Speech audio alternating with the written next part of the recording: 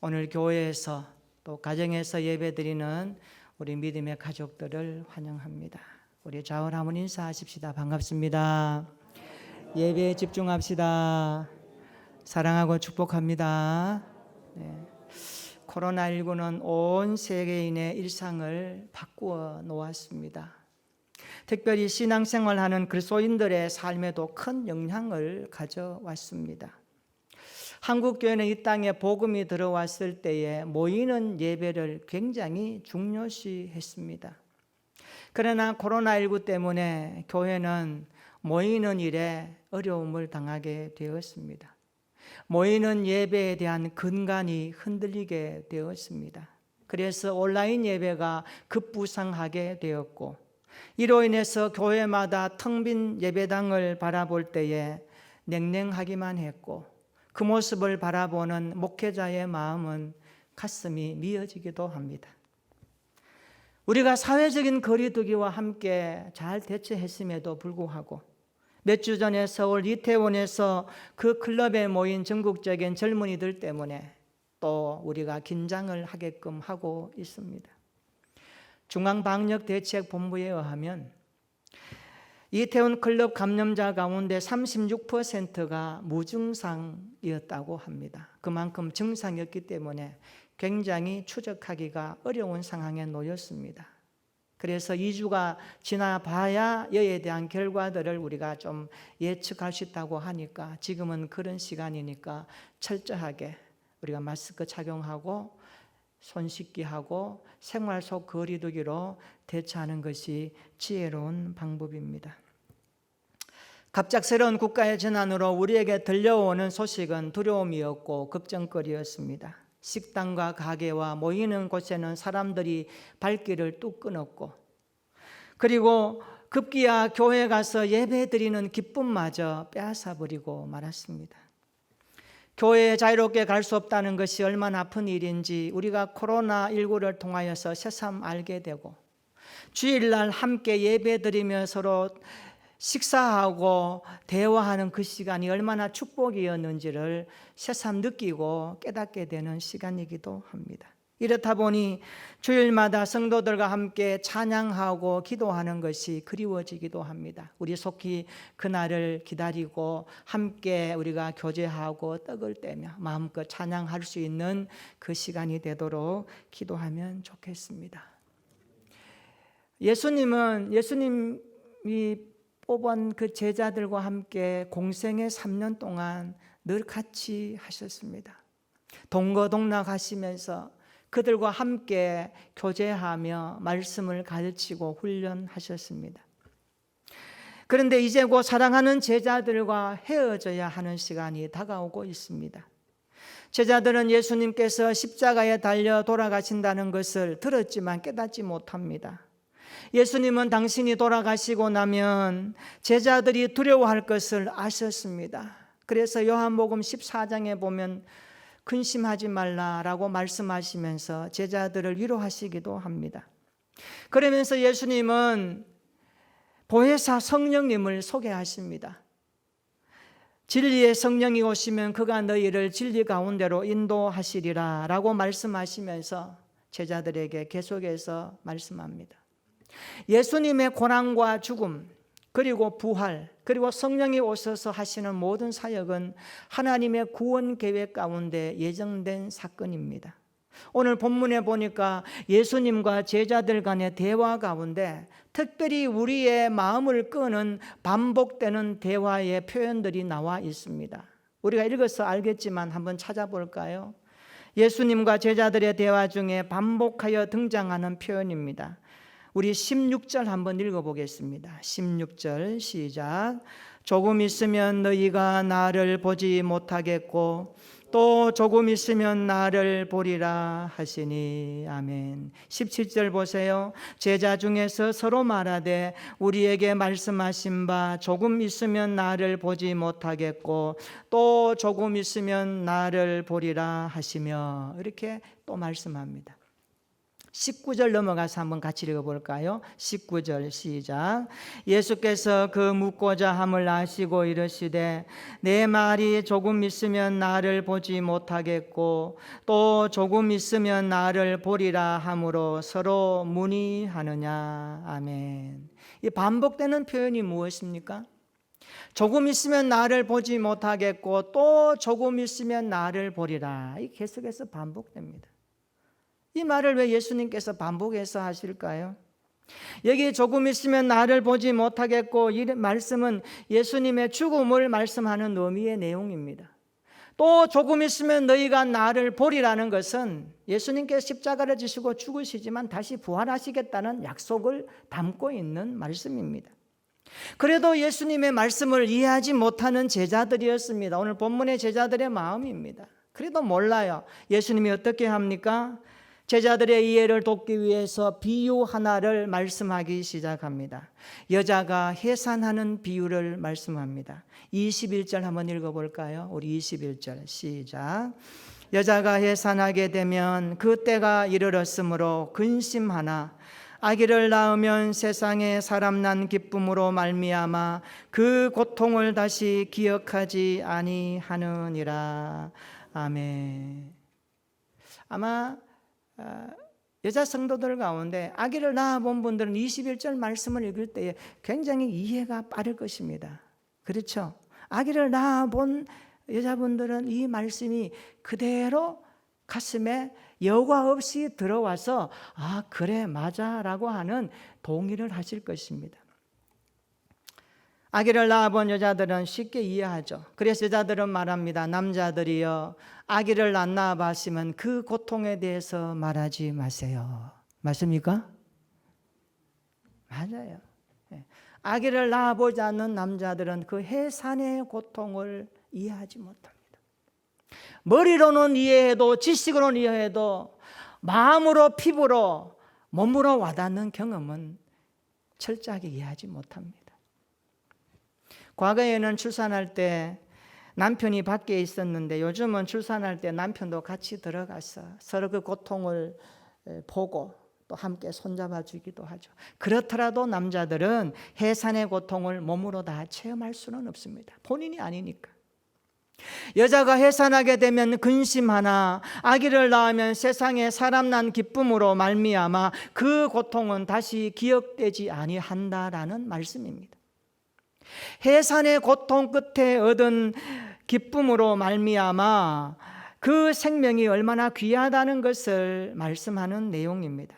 해산의 고통 끝에 얻는 기쁨은 누구도 빼앗을 수 없다라는 예수님의 비유적인 말씀입니다. 예수님은 자신의 죽음과 부활을 여인의 해산에 왜 비유해서 말씀하실까요? 이렇게 하는 이유가 무엇일까요? 한 두 가지로 말씀할 수 있습니다. 하나는 예수님이 제자들의 곁을 떠나가 버리면 어떻게 됩니까? 이제 제자들이 겪게 될 고난과 고통을 예수님이 아셨습니다. 그래서 예수님이 그것을 위로하시려고 이 말씀을 주시는 거예요. 또 하나는 고난 이후에 반드시 기쁨이 온다는 희망의 메시지를 제자들에게 알게 하기 위해서 이 비유를 쓰는 것입니다. 예수님은 자신이 감당해야 될 십자가의 죽음이 더 큰 고난임에도 불구하고 제자들이 겪을 고난을 안타까워하시면서 이들을 위로하며 격려하고 계십니다. 오늘도 마찬가지입니다. 주님은 우리에게 성령을 보내주시면서 우리를 오늘 또 위로하시고 고난과 역경과 고통 가운데 있는 당신의 백성들을 위로하시고 함께 하시는 주님이신 줄로 믿으시기 바랍니다. 우리가 고통 가운데 있을 때에 고난 가운데 있을 때에 나몰라하지 아니하시고 그 고통의 자리에 성령으로 함께 하시면서 우리의 마음을 쓰다듬어 주시고 우리의 생각을 바로잡아 주시고 하나님의 자녀로서의 삶을 살아갈 수 있도록 힘과 용기를 주시는 성령 하나님을 기대하며 살아가는 우리가 되기를 축원합니다. 예수님은 오늘 또 고난당하는 당신의 자녀들을 성령으로 위로하시며 격려하십니다. 22절 한번 보세요. 극심한 상고를 통해 얻은 자녀를 품에 안을 때에 여인이 그렇죠. 극심한 상고 끝에 낳은 아기를 품에 안을 때에 모든 아픔이 사라지고 기쁨이 온다는 것을 제자들에게 말씀하면서 너희도 그렇게 되리라라고 말씀하고 있는 것입니다. 따라서 합시다. 너희 기쁨을 빼앗을 자가 없으리라. 너희 기쁨을 빼앗을 자가 없으리라. 믿으시기를 축원합니다. 이 기쁨은 제자들에게만 있는 기쁨이 아니고 예수님을 구주와 주님으로 고백하고 성령으로 거듭난 하나님의 자녀들에게 주시는 말씀인 줄로 믿습니다. 모든 백성, 하나님을 믿는 백성들에게 주시는 약속의 말씀입니다. 바울을 보십시오. 예수님을 믿고 예수님을 영접하고 나서 복음을 전하다가 매를 맞고 옥에 갇힌 상황에서도 그는 기뻐하고 있습니다. 빌립보서 4장 4절에 보면 주 안에서 항상 기뻐하라. 내가 다시 말라노니 기뻐하라고 말씀합니다. 여러분, 차디찬 감옥에서 어떻게 기뻐할 수 있습니까? 어떻게 고난과 역경 가운데서 기뻐할 수 있습니까? 앞에는 죽음이 기다리는데 어떻게 기뻐할 수 있습니까? 그 비결은 주님이 함께 하시기 때문에 하나님의 백성들에게 이 고난과 역경이 끝나면 하나님은 기쁨을 우리에게 주실 것을 바울은 믿었기 때문에 주 안에서 항상 기뻐하라. 내가 다시 말라노니 기뻐하라고 말씀하는 것입니다. 여러분, 세상에서 누리는 기쁨은 죽음에 가로막혀 영원할 수 없습니다. 그러나 죽음을 이기신 예수님께서 주신 기쁨은 영원한 기쁨입니다. 우리 안에 예수님이 주시는 영원한 기쁨이 있기를 축원합니다. 우리 안에 주시는 기쁨은 세상이 주는 기쁨과 차원이 달라요. 뿌리가 다르고 질이 다르고 내용이 다르고 삶의 힘이 달라요. 그래서 오늘 설교 제목처럼 코로나19 때문에 사람들이 근심할지라도 우리 그리스도인이라면 근심보다는 기쁨을 누릴 수 있는 신앙생활 되었으면 좋겠습니다. 근심에 집중하지 말고 기쁨에 집중할 수 있는 믿음의 안목이 있기를 축원합니다.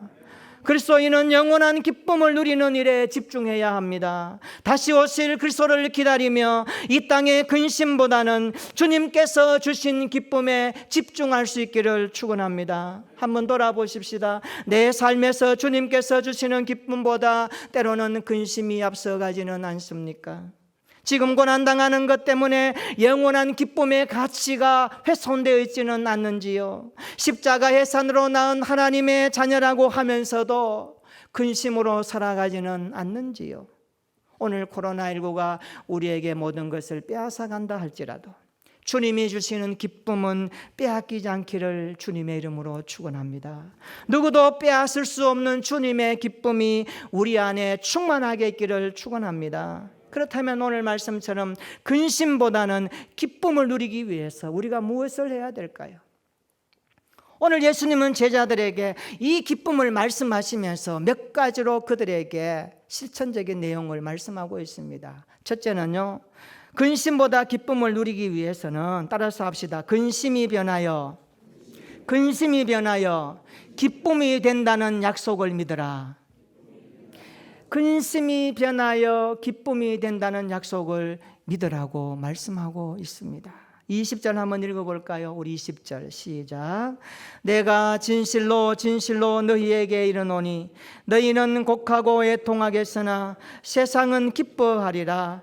너희는 근심하겠으나 너희 근심이 도리어 기쁨이 되리라. 아멘. 따라서 합니다. 너희 근심이 도리어 기쁨이 되리라. 오늘 예수님의 말씀은 근심 대신에 기쁨이 주어진다는 의미가 아닙니다. 근심이 변하여 기쁨이 된다는 약속입니다. 할렐루야. 그래서 우리의 삶에 근심이 오고 걱정이 오더라도 그 근심이 변하여 기쁨으로 바꾸어 가시는 하나님을 기대하고 믿어야 하는 것입니다. 비록 코로나가 세상을 휩쓸고 교회의 예배를 정상적으로 하지 못하게 만든다 할지라도 이 가운데 말씀하시는 영적인 주님의 음성을 듣고 우리의 신앙의 눈을 말씀에 고정하여 이 시대 가운데 하나님의 약속을 우리가 잘 바라보면서 우리의 믿음 가운데 때로는 근심적인 일들이 온다 할지라도 그 근심이 변하여 기쁨이 되게 하시는 주님의 약속에 집중하고 초점 맞추는 우리의 신앙생활 되기를 축원합니다. 세상 사람들이 우왕좌왕할지라도 거기에 우리의 마음을 뺏기지 말고 약속의 말씀에 우리의 마음을 고정하여 근심을 변하여 기쁨으로 만들어 가시는 하나님의 일하심을 기대하고 바라볼 수 있는 믿음의 사람 되기를 축원합니다. 십자가에서 제자들에게 근심의 원인이 되었지만 나중에는 기쁨의 근원이 되었듯이 주님은 근심이 변하여 기쁨이 되게 하셨습니다. 이와 같이 부활을 믿지 못하는 제자들에게 그리고 사람들에게 십자가는 수치와 멸시와 조롱의 대상이지만 오늘 그것을 믿는 그리스도인들에게는 십자가는 결국 부활의 기쁨으로 변하여 영광의 대상이 된다는 약속을 주님이 하고 계십니다. 예수님의 십자가와 부활로 이어지는 영원한 구원의 기쁨이 우리 안에 있기를 축원합니다. 고통의 가시가 나를 찌른다 할지라도 지금 내가 걸어가고 있는 이 길이 근심의 가시로 인하여서 어렵다 할지라도 그 근심이 변하여 기쁨으로 바꾸어 가시는 주님을 만나는 복된 시간 되기를 축원합니다. 고통의 순간에도 근심이 변하여 기쁨이 된다는 이 약속의 말씀을 마음에 깊이 새기고 살아가는 이번 한 주간 되기를 축원합니다. 제가 전화 중에 어떤 집사님으로부터 코로나19 때문에 문을 닫았다가 최근에 문을 열었다고 합니다. 그러나 뚝 끊어진 손님을 누두커니 앉아 기다린다는 말에 마음이 참 무거웠습니다. 환경이 우리를 짓누른다고 해도 끝까지 주님께 소망하고 약속의 말씀에 집중하는 우리의 삶이 되었으면 좋겠습니다. 너희 근심이 도리어 기쁨이 되리라, 이 약속의 말씀을 철저하게 붙들고 살아가는 오늘 우리의 시간들이 되기를 축원합니다. 오늘 근심보다 기쁨을 누리기 위해서는 두 번째 어떻게 해야 될까요? 한번 따라서 하십시다. 기쁨이 충만할 때까지, 기쁨이 충만할 때까지 계속 기도하라. 23절과 24절 한번 읽어봅니다. 23절, 24절 시작. 그날에는 너희가 아무것도 내게 묻지 아니하리라. 내가 진실로 진실로 너희에게 이르노니 너희가 무엇이든지 아버지께 구하는 것을 내 이름으로 주시리라. 지금까지는 너희가 내 이름으로 아무것도 구하지 아니하였으나 구하라, 그리하면 받으리니 너희 기쁨이 충만하리라. 아멘. 예수님은 제자들에게 그날에, 성령이 임하는 그날에 너희가 아버지께 기도할 때에 내 이름으로 기도하라 말씀하고 있습니다.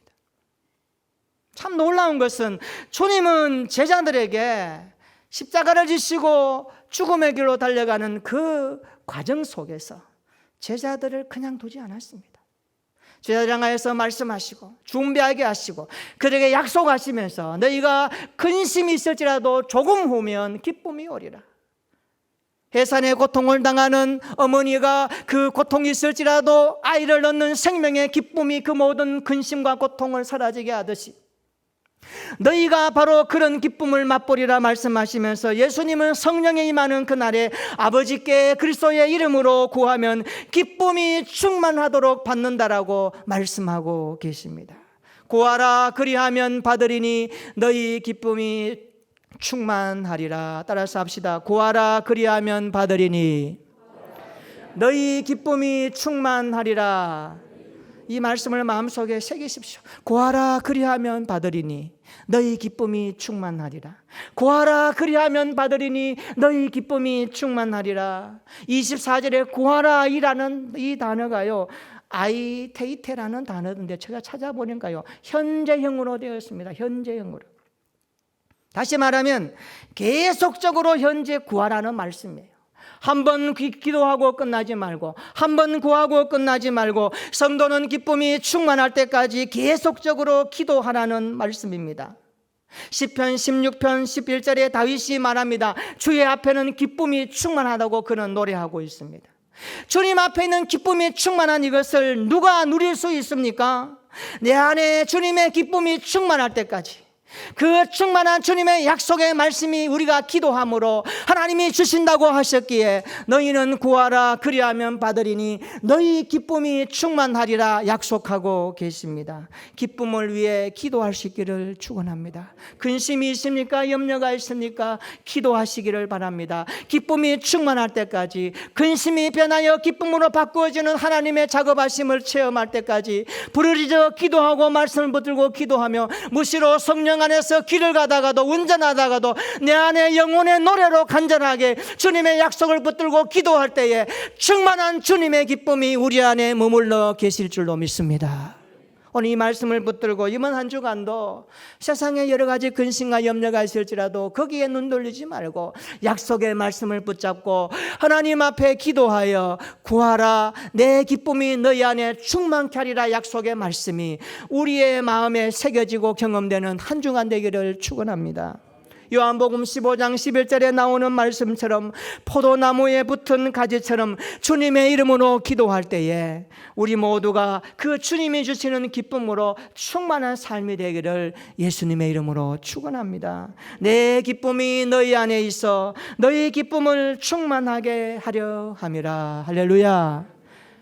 초대교회 보면 제자들이 마가의 다락방에 모여 기도했습니다.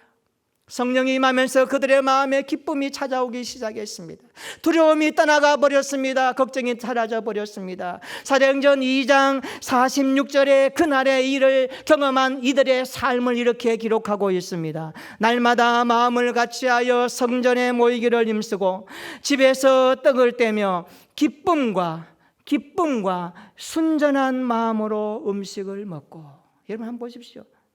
예수님이 떠나가셨습니다. 아니 계십니다. 그런데 그들은 예수 그리스도의 약속을 믿고 모여서 기도하며 성령을 구할 때에 성령이 오셔서 그들의 마음속에 주시는 이 기쁨으로 살아갈 때에 밥맛이 있었고 삶의 의미가 있었고 기쁨이 무엇인지를 그들은 알아가기 시작합니다. 초대교회는 그래서 기쁨의 공동체로 시작했다고 해도 성경적인 말씀입니다. 그렇습니다. 기도하면 충만한 기쁨이 경험될 줄로 믿습니다. 주님께서 주실 영원한 기쁨을 기대하며 매 순간 기도할 수 있기를 축원합니다. 성령께서 주시는 기쁨이 충만할 때까지 계속해서 구하며 기도하는 우리의 삶이 되기를 예수님의 이름으로 축원합니다. 바울은 말합니다. 하나님의 나라는 먹는 것과 마시는 것이 있지 아니하고 오직 성령 안에서 뭐라고 합니까? 누리는 기쁨이라고 말합니다. 오직 성령 안에서 누리는 희락, 기쁨이라고 말씀합니다. 우리는 천국의 기쁨을 가진 자들입니다. 구원의 기쁨을 가진 자들입니다.